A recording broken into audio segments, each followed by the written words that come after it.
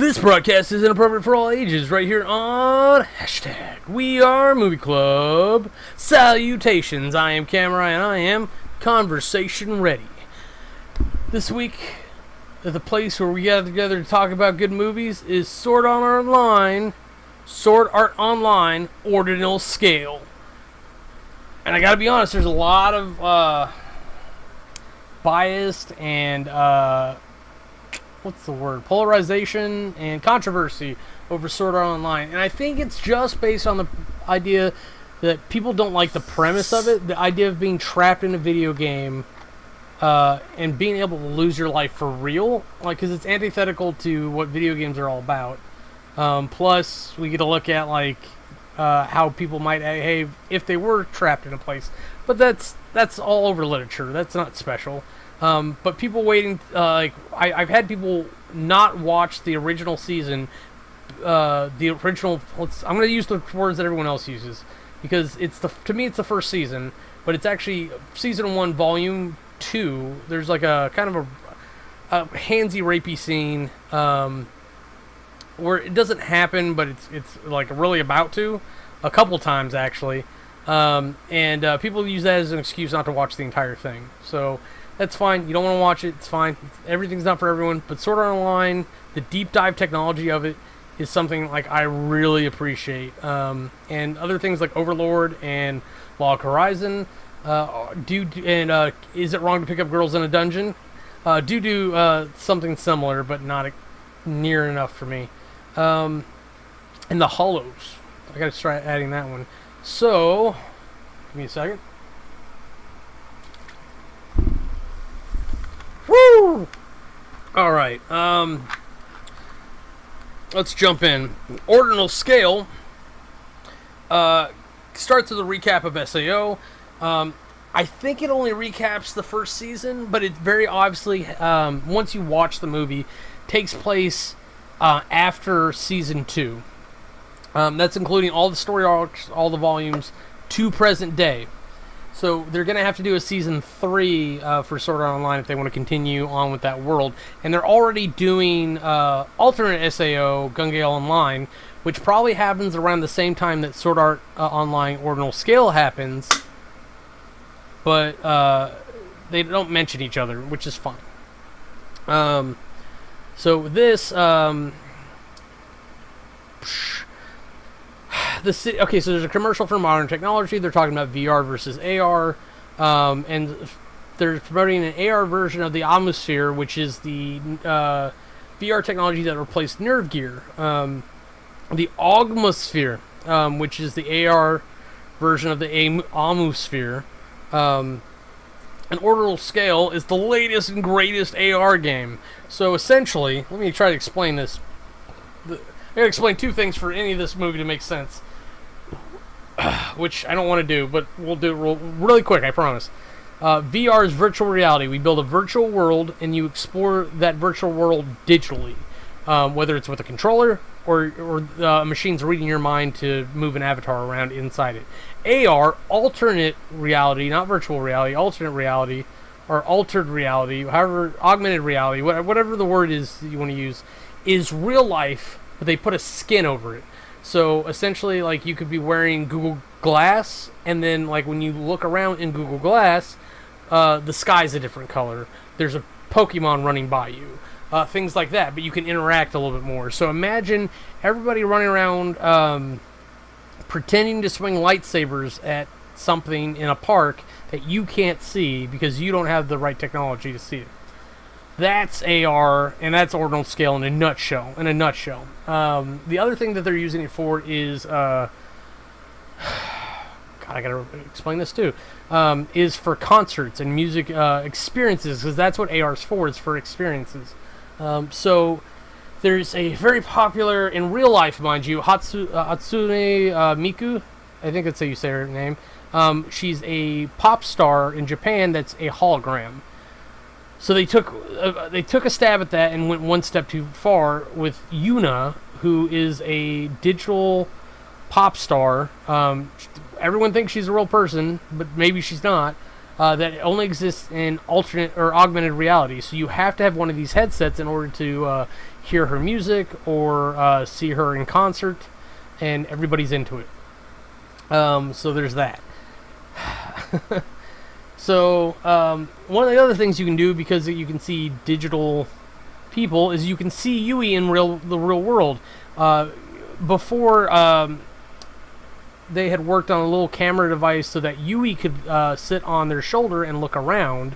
Now it's the opposite thing. The AR allows them to see Yui, but now Yui might be able to use their cameras to see the real world.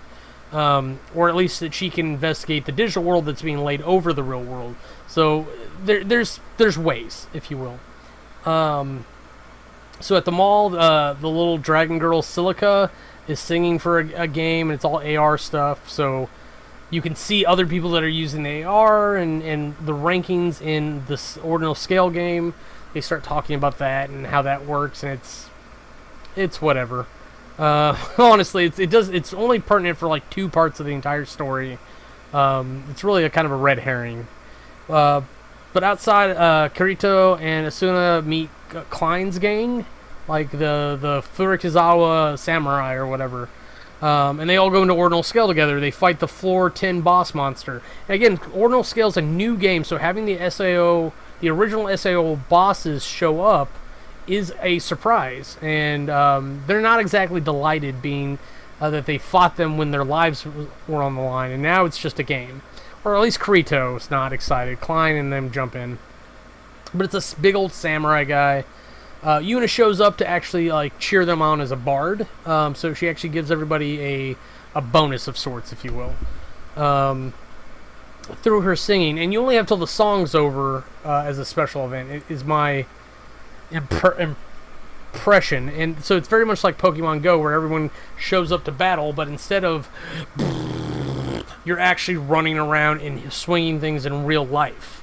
So you do have to be a little bit in shape to play this, which is a deterrent for people who play video games most of the time. So people charge and attack in different ways. There's lots of running away in this. So and if you remember back in SAO, the kind of the way you handled bosses was a lot of crowd control. So it's usually somebody would jump to the front line to draw their attention.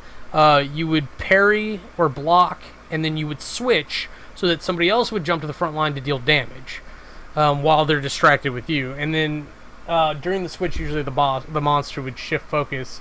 So the point was to deal the damage as quickly as you could before that focus got shifted too heavily. So it's a lot different than the virtual world. Kirito's complaining about it. He feels heavier. It's harder to move. And then there's some guy who looks like a cat, shoots like a big bazooka or something and misses and almost hits Yuna, but a guy jumps in at the last second to deflect it back at the monster. And apparently he's rank 2, so he's the highest ranked player, lowest ranked, whatever.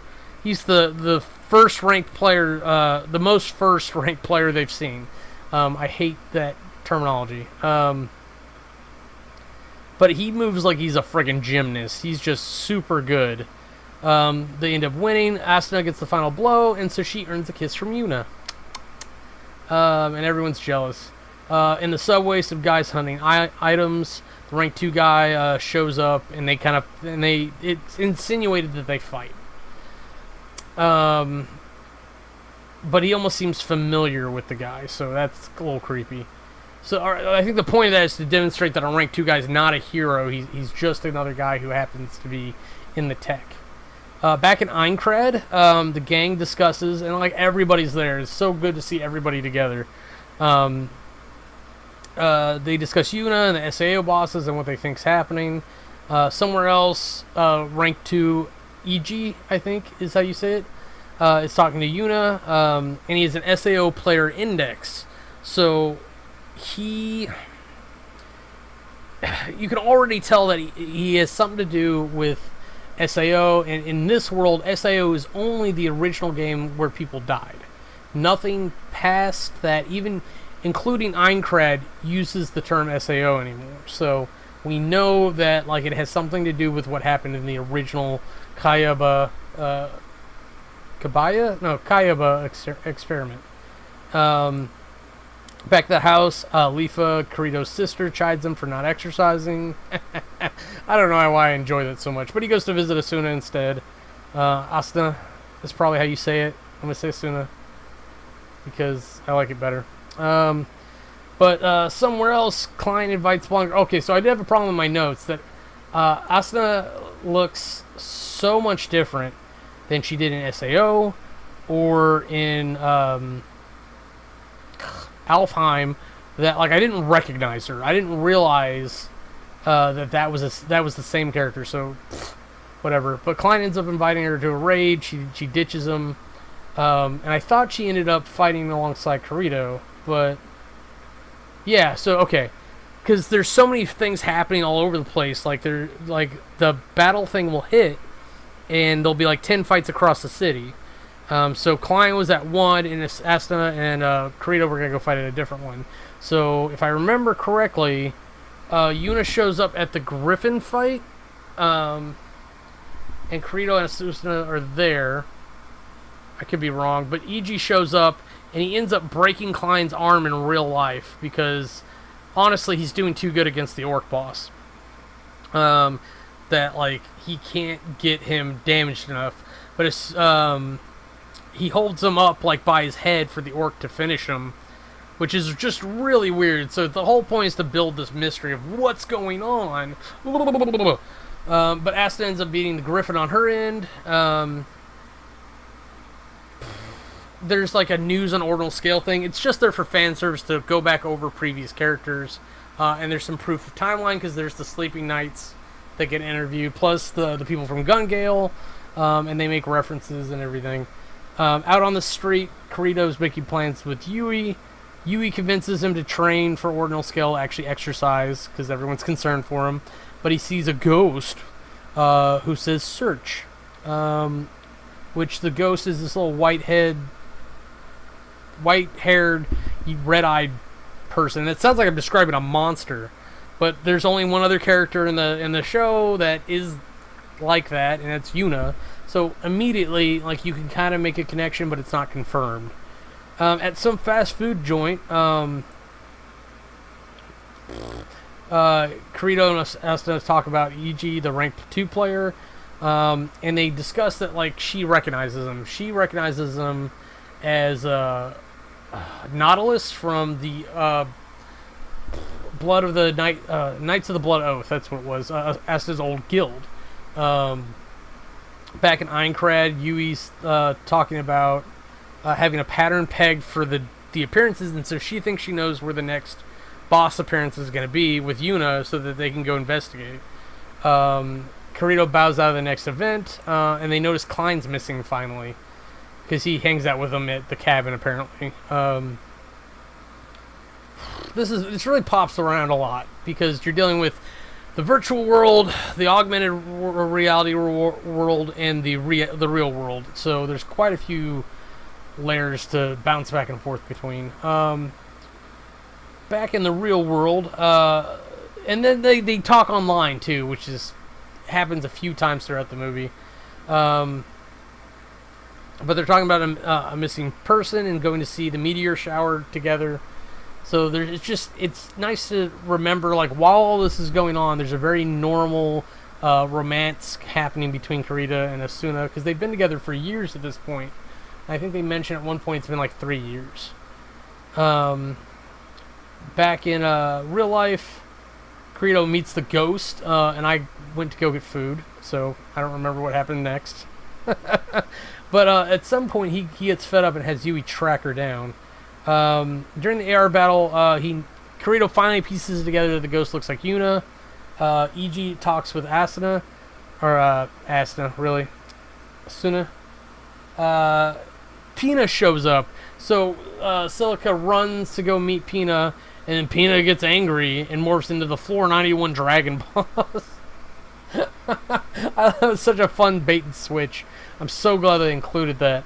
Asuna ends up going to cover Silica, and gets killed in the game at least, but her battle soul or player soul or whatever gets sucked into this drone that's floating above. And then Yuna says goodbye to Asuna. Asuna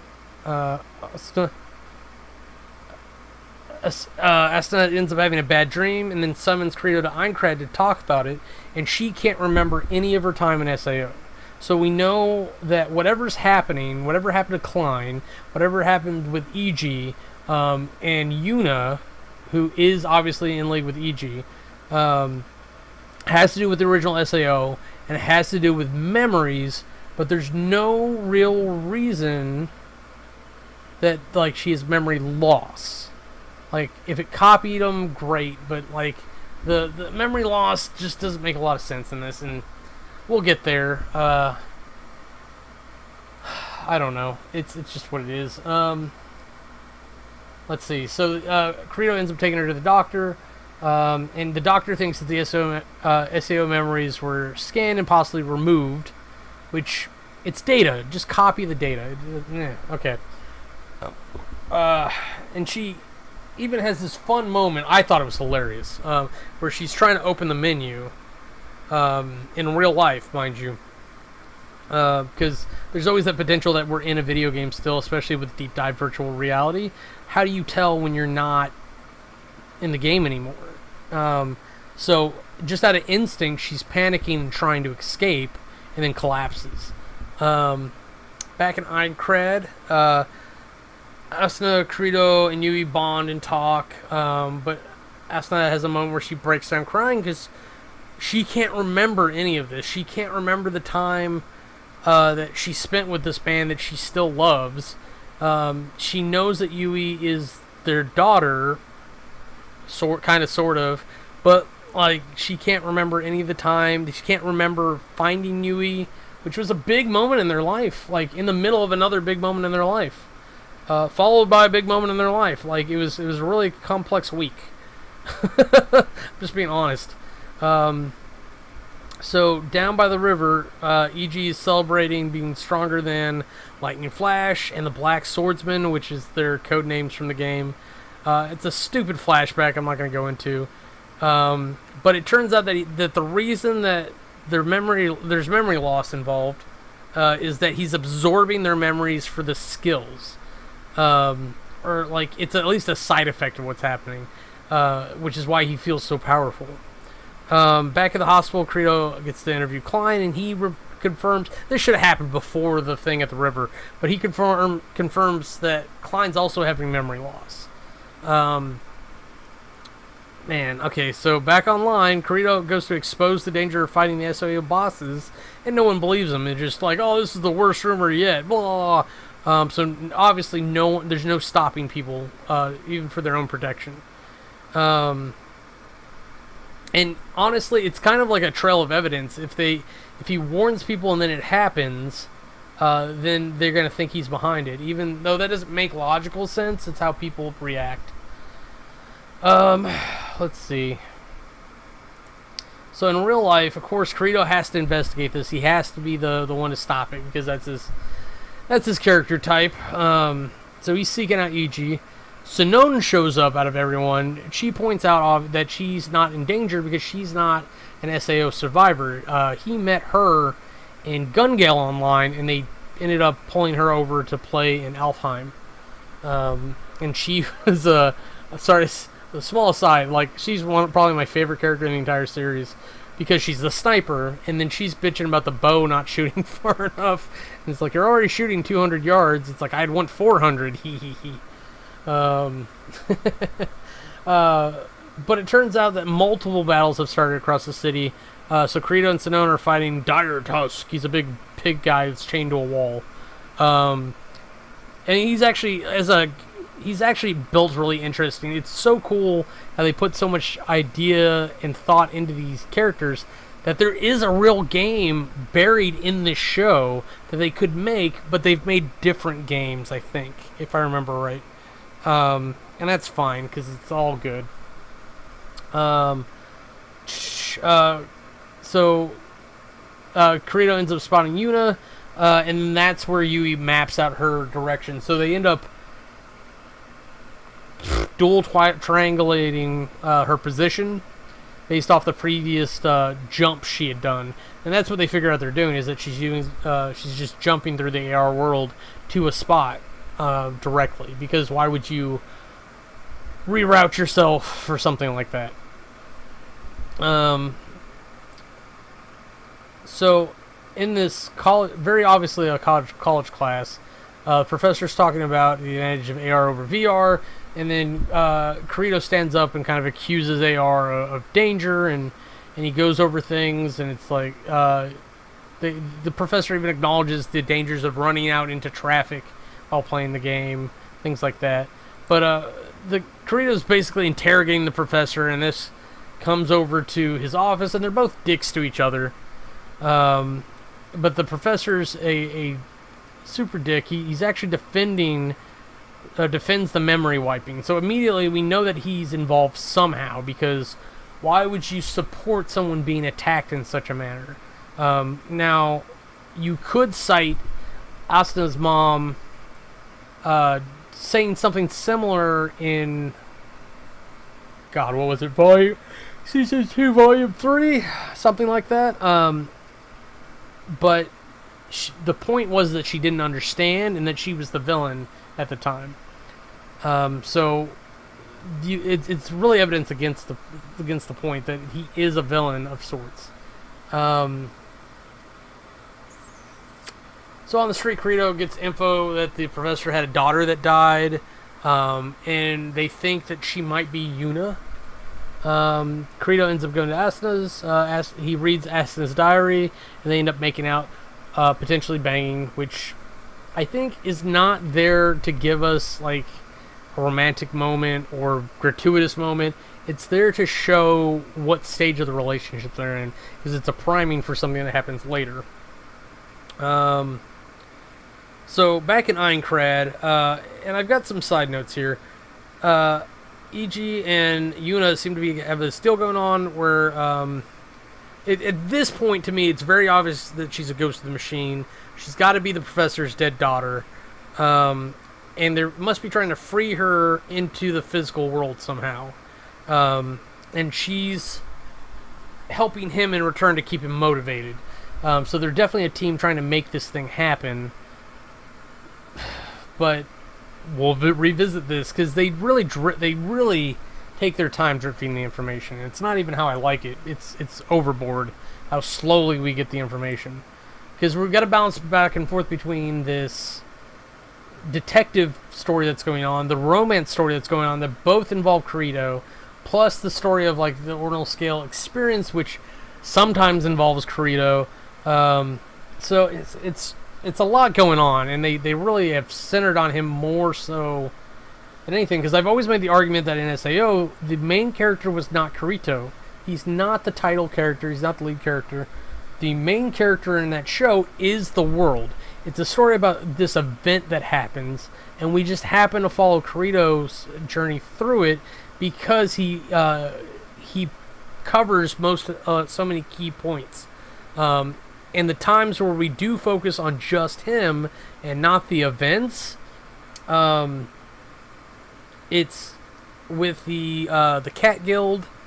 Like, it involves other people, and particularly it involves Asuna, because like they have a thing that happens in there, and it is key to the major event happening, because someone's got to be there to end it all. But my point being with EG and Yuna is that they're discussing the original SAO, and EG makes a point of not caring to remember the fallen players, so obviously not a good guy. He's mentioned something about them being weak, so obviously he has that draw for power. And then EG gets a call from the professor. I really don't care what they said. The whole point was to connect them, that they're linked. In real life, Yuna zaps Kirito into a virtual world because she can do that, we learn. They talk, and well, Kirito interrogates her, really, like, is what happens. And then she sings as a response. The song, as far as I can tell, doesn't have shit to do with shit. But she tells him to up his rank and wakes him up. over at karaoke, because they're trying to keep Asuna distracted, they video conference with Kirito about different things, and the ladies are all mad at him to try to be safe, but they trust him because except for EG, he's able to handle himself pretty well. So when all these multiple battles happen, Kirito ends up trying to make it to as many as he can. Like he sits in and he mains one of them, and then he rides to the next location you get to, interrupts by like maining that one.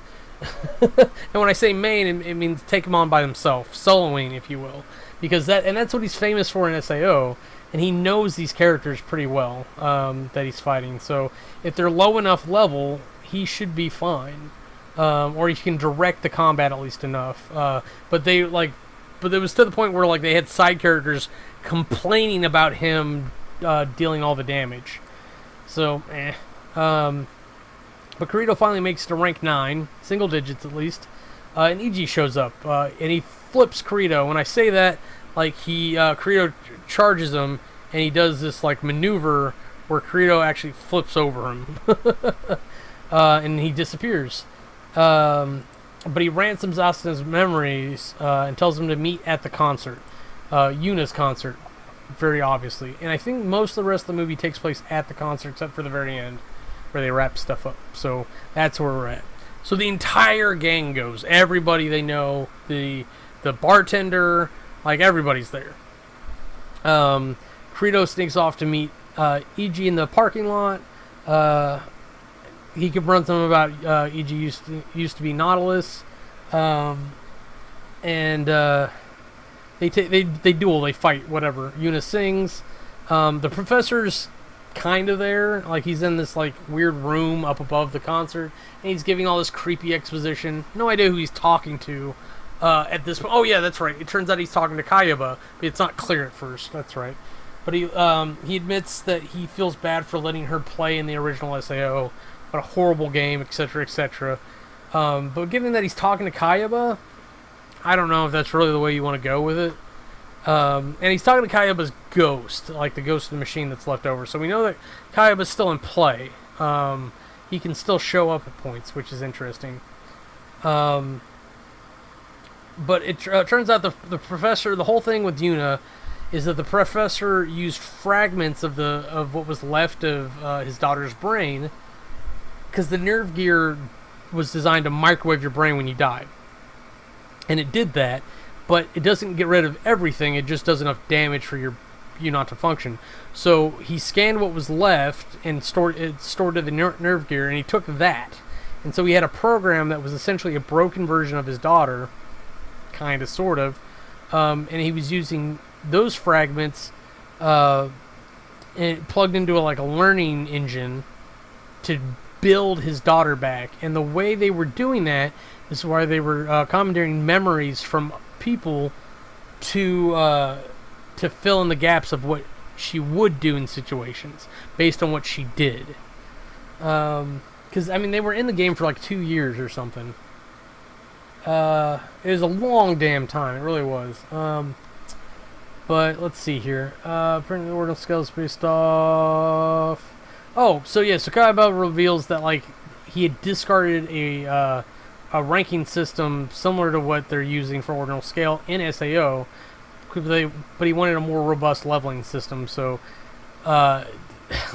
Professor just kind of picked up his leftovers, and it turns out that Yuna is actually rank 1 and is immortal as a result. So yay. Kirito ends up ripping a circuit or something off of EG's neck. I have no idea what's going on with this character at all, but it results in Kirito winning the duel. But because EG's an asshole, he's like, "Oh, I've been distracting you. All your friends are going to die," basically. So Kirito runs off. Yuna disappears from on stage. A scan for the SAO survivors is starting, so they can identify kind of who's there.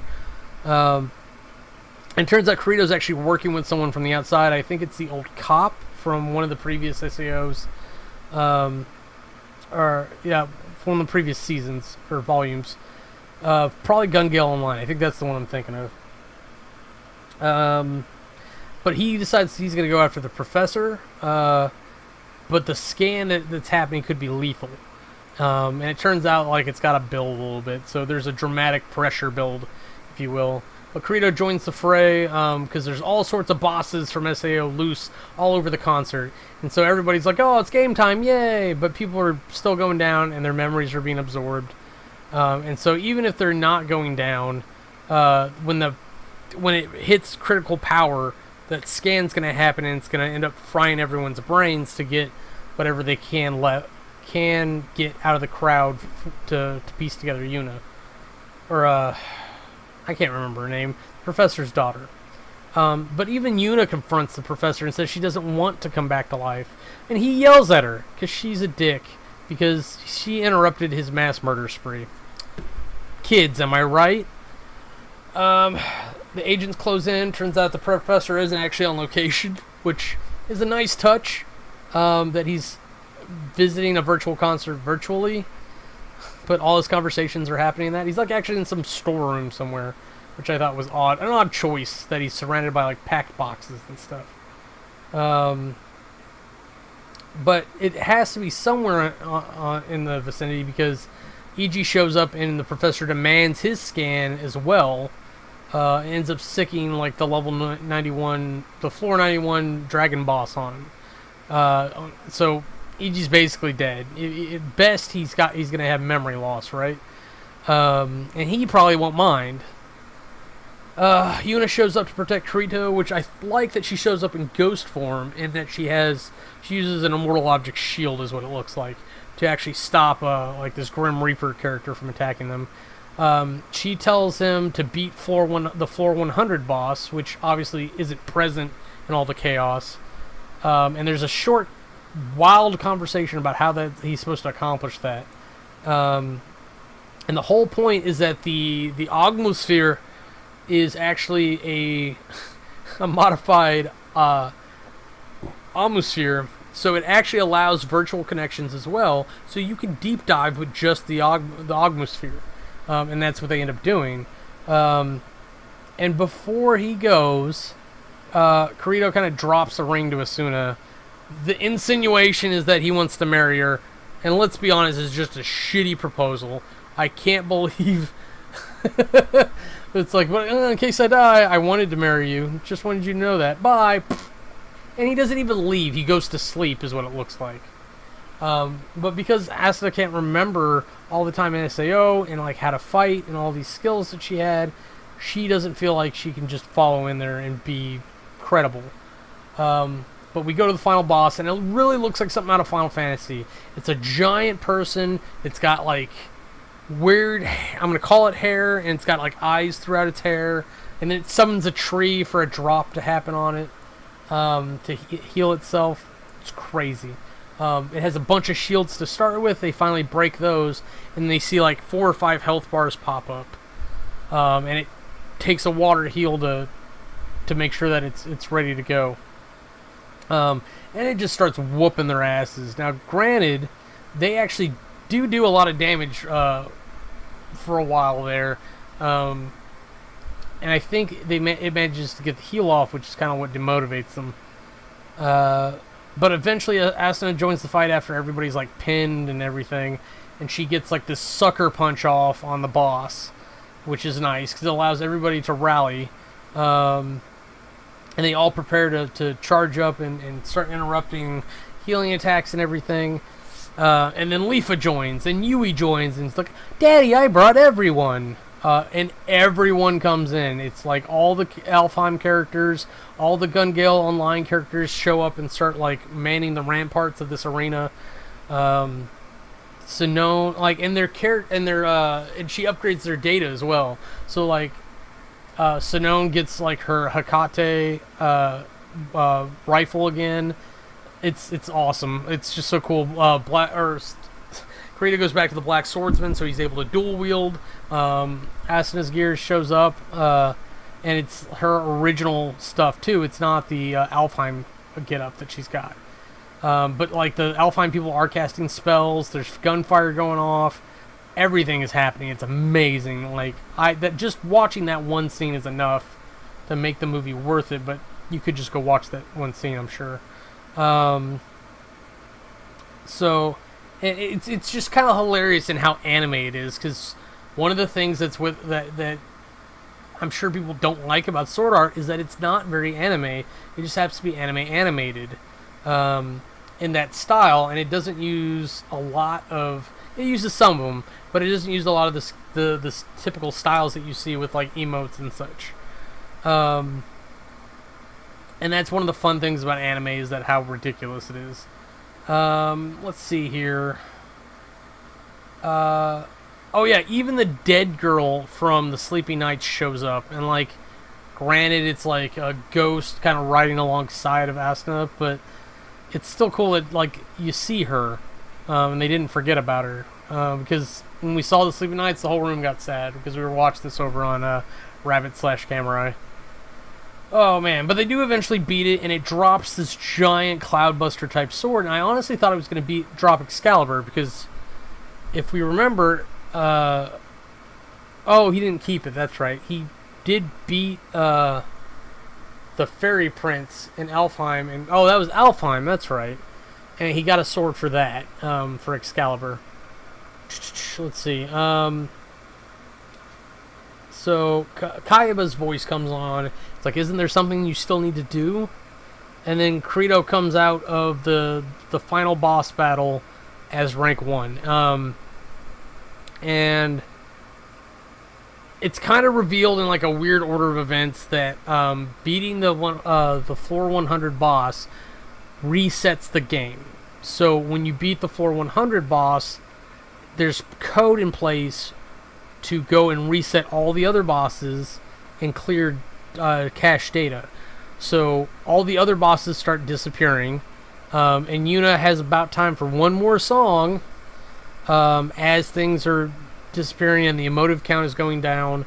So she does her final song, and the professor sees a vision of his daughter, not Yuna, of his actual his daughter, really. And the game data resets, and Yuna's being partially deleted again. So she's fragments that were built up and learned using the game code that gets reset in this moment. So it's sad, but she was already dead. So it's the same amount of sad as it always was. And it's appropriate. SAO is not necessarily uplifting. Some of the greatest things, or entertainment media that I can point out to you, the most award-winning stuff is not uplifting. You don't feel better about the world because, like, it brings some truth and power to it. I mean, I can point out a couple things, like, offhand. I mean, Fight Club came to mind there. I don't know why that. Sweeney Todd, granted, it's a messed up movie to begin with. This, Watchmen. Watchmen's, like, so good they made classes based off it. But it's 3 hours of depression. It really is, because the whole point is that the world's a fucked up, messed up place. But we have to deal with it, and it's almost heroic to do so. And SAO kind of embodies that, and maybe that's why people don't enjoy it, and I like it a lot. But as things are wrapping up, Klein gets out of the hospital. They're all hanging out at the bar together. And sure enough, Asuna, Kirito, and Yui are watching the stars in a meadow together. Not hanging out with everyone else like everyone else thinks they should be. And then he re-proposes like he should. And we finally end up closing out this movie. As much as I like SAO, I don't think I'm going to go back and rewatch this. There's several points in the movie where I kind of asked somebody else, I'm like, this doesn't feel like SAO. And like the response was it was AR over VR. So being cemented in the real world works against the anime because it's based in the idea of a virtual world. Even when like people were dying in real life for Gun Gale Online or SAO even, like bouncing back and forth was fine because you had the virtual world and it was very clear contrast. But AR, it's like that, and then like we had all the jumping between locations, communications, and we had like 30 characters that were involved, and they weren't balanced well. What I can say is done well, even though they didn't balance them well, nobody overwhelmed and overtook the story. Everybody kind of did their part and then moved out of the way. There was just so many to go through, and it was never felt as if somebody was there out of obligation, but still kind of felt like it was a bit much. Still love it. It meets the timeline too. It's not one of these Dragon Ball Z what if non-continuous stories. Happy I finally got to watch this, and legitimately, and got to watch it with other anime lovers and friends, even if a couple of them did leave in the middle of the movie because they were like, can't take this anime bullshit anymore. So I respect their opinions, their style choices. So I'm gonna go ahead and go enjoy more of mine. Hopefully we'll get caught up on movie reviews eventually. I don't know if we'll ever get caught up enough to do bad summaries.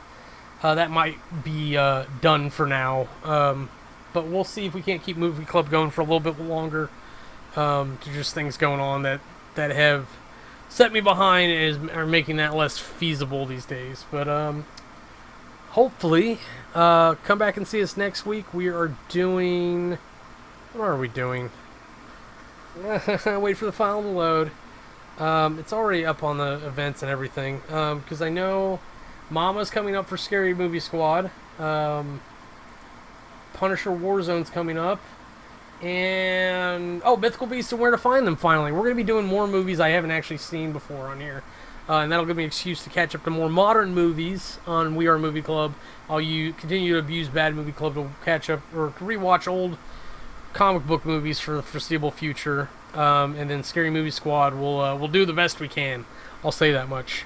So, have a nice day. This has been #WeAreMovieClub. If you want to see anything else we're up to, go ahead and click the annotations. They'll take you to our other channels. Thanks for watching.